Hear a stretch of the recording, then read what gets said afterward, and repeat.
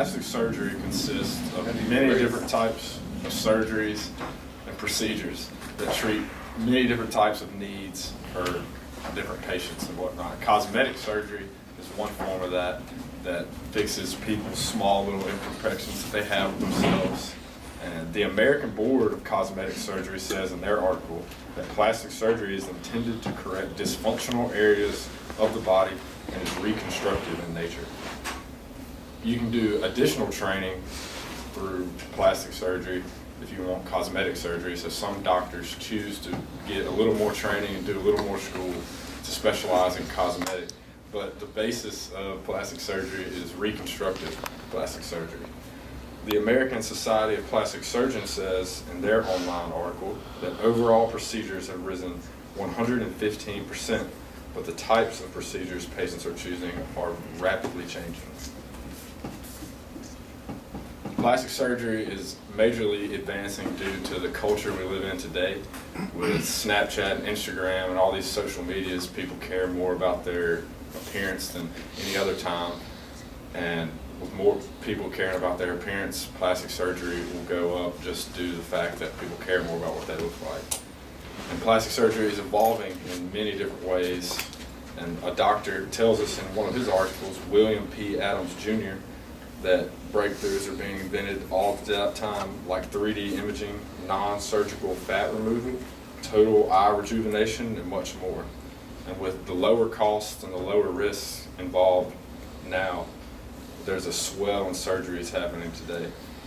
The ABCS mentioned earlier, the American Board of Cosmetic Surgery, that while both cosmetic and plastic surgery deal with improving a patient's body, the overarching philosophies guiding the training and goals for patients' outcomes are much different. MedicineNet's website gives us some risks involved with cosmetic surgery. Breast implants, you can have scar tissue harden up around the breast and cause a lot of discomfort. The breast implants could burst, leads into a ton of problems. With facelifts, you could have rashes involved with that and other things. And with lip implants and injections in your lips, things can get infected or things can just go wrong with that.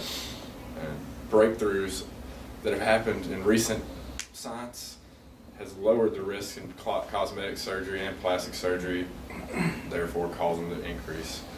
Dr. Richard Ellenbergen tells us in People on its online article that there has been an increase in teens coming in for the plastic surgery.